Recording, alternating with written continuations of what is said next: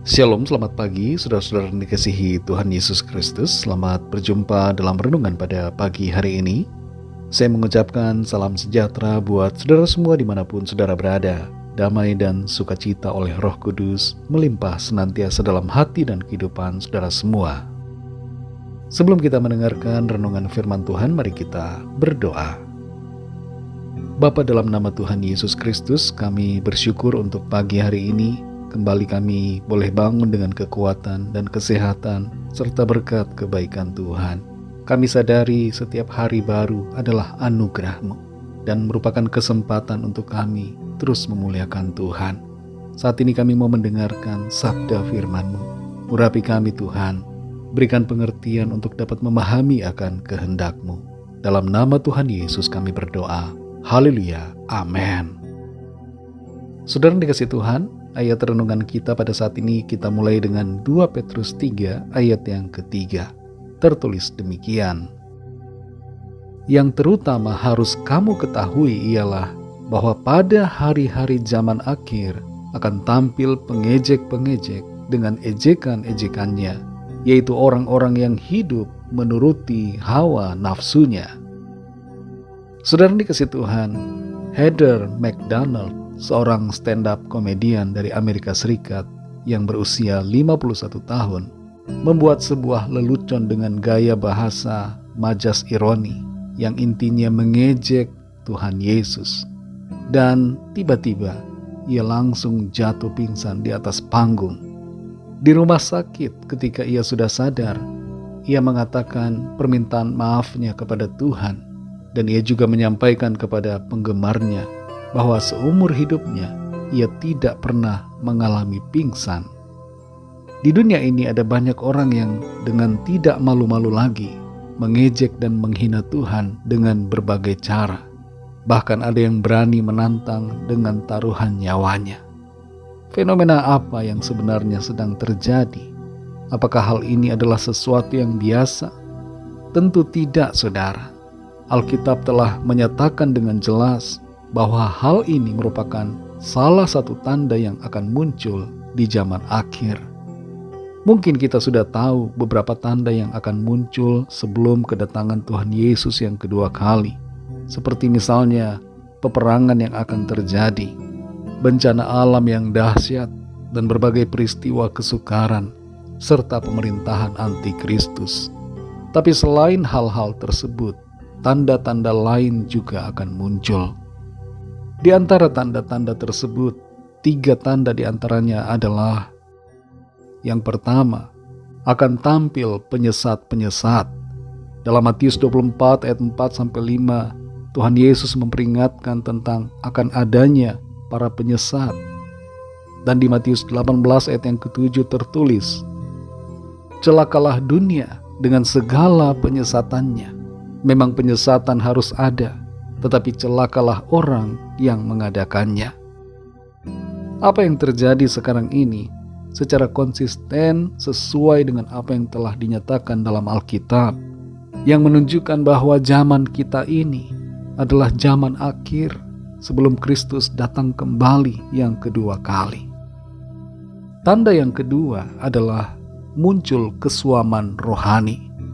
Dalam 2 Timotius 3 ayat 1-5, di situ tertulis tentang keadaan manusia yang ada pada hari-hari terakhir, di mana orang akan menjadi tidak peduli pada Tuhan, kasih menjadi tawar, dan kebanyakan orang lebih menuruti hawa nafsu daripada menuruti Tuhan. Bahkan ada banyak juga orang yang berstatus sebagai orang yang percaya, tapi kasihnya pada Tuhan sudah memudar. Tanda yang ketiga adalah akan tampil para pengejek-pengejek. Dalam 2 Petrus 3 ayat 3 ini tertulis, yang terutama harus kamu ketahui ialah bahwa pada hari-hari zaman akhir akan tampil pengejek-pengejek dengan ejekan-ejekannya, yaitu orang-orang yang hidup menuruti hawa nafsunya. Para pengejek atau pencemooh ini bukan hanya mengejek soal kedatangan Kristus yang kedua kali, tapi mereka juga mengejek berbagai hal tentang Tuhan dan firman-Nya, dan mereka mengikuti keinginan diri mereka sendiri. Secara terbuka, mereka terlibat dalam amoralitas dan mendorong orang untuk bergabung menjadi seperti mereka. Saudara yang dikasihi Tuhan, mari kita renungkan kondisi rohani kita secara pribadi. Bagaimanakah keadaan kita saat ini? Apakah kita mulai suam secara rohani? Adakah kita mulai mengejek firman Tuhan? Mulai ragu akan firman-Nya? Mulai menjadi orang yang mengolok-olok akan kebenaran firman-Nya? Dan secara perlahan terbawa arus penyesatan iman. Mari kita kembali sadar, saudara. Jadilah kuat kembali di dalam Tuhan. Di zaman akhir ini, milikilah kasih yang berkobar padanya. Dan percayalah selalu kepada Tuhan Yesus.